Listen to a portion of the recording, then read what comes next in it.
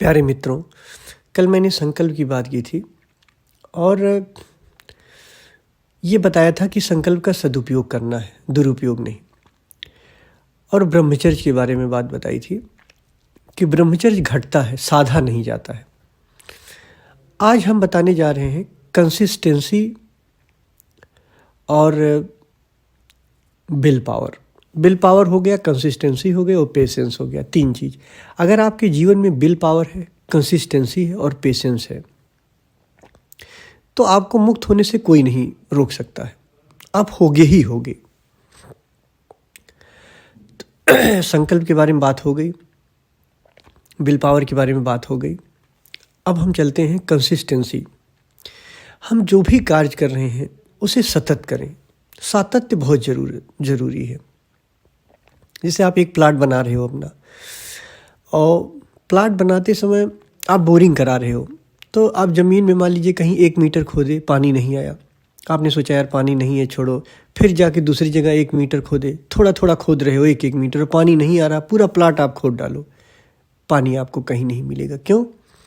क्योंकि आपको एक जगह पे ही काम करना है। जो आप अब एक तरीके से ही आपको चलना है। आप बदलते रहोगे अपनी चीज़ों को। कंसिस्टेंसी, अब कभी छोड़ रहे हो, कभी पकड़ रहे हो, कभी ये ध्यान कर रहे हो, कभी वो ध्यान कर रहे हो, सिस्टमेटिक नहीं कर रहे हो, तो कभी भी आप करते रहो, कुछ नहीं होने वाला है। एक ही जगह आप खोदते चले गए तो पानी निकल आता है, लेकिन पूरा प्लाट खोद डालोगे पानी नहीं निकलेगा। तो कंसिस्टेंसी बहुत ज़रूरी है। और कंसिस्टेंसी किस बात की? कि हमें सजग रहना है, देखना है। और देखने की कंसिस्टेंसी हमें बनाए रखनी है। आप ऐसा भी कर सकते हो, जो लोग सांस ध्यान कर रहे हैं वो दिन में चलते फिरते, चूँकि सांस ध्यान कर रहे हैं तो सांस ध्यान की आदत है, तो चलते फिरते सांस को देखते रहें। जो लोग विचार ध्यान कर रहे हैं तो उनको आदत है, तो विचार को देखते रहें चलते फिरते। ये आप अपने हिसाब से तय कर सकते हो। तो कंसिस्टेंसी बहुत ज़रूरी है। आपको देखना है, सजग रहना है। और तीसरा पेशेंस, धैर्य भी बहुत ज़रूरी होती है।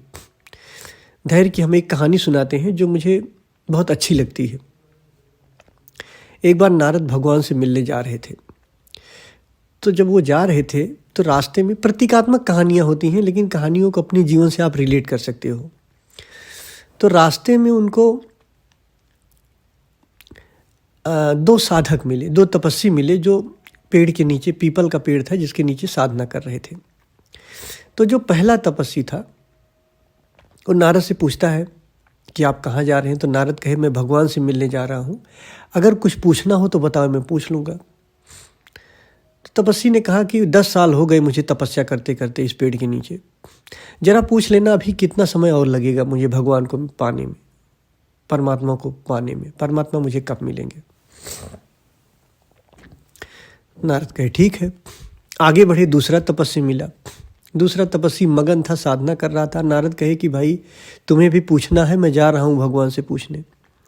तो तपस्वी हंसने लगा, कहा ठीक है पूछ ही लेना, कब मिलेंगे। नारद गए, मिले। फिर जब लौट के आए तो जो पहला तपस्वी था, जो कह रहा था कि 10 साल से मैं साधना कर रहा हूँ और कितना समय अभी लगेगा। तो नारद ने कहा कि मैंने पूछा, भगवान ने उत्तर दिया कि तुम्हें 2 साल अभी और लगेगा लमसम परमात्मा को पाने में। गुस्सा आ गया, अपना टमड़ी उमड़ी उठा के फेंक दिया। कहा मिले न मिले, ऊब गया हूँ 10 साल से करते करते, और मिले चाहे न मिले अब मुझे नहीं करना है, छोड़ के चला गया।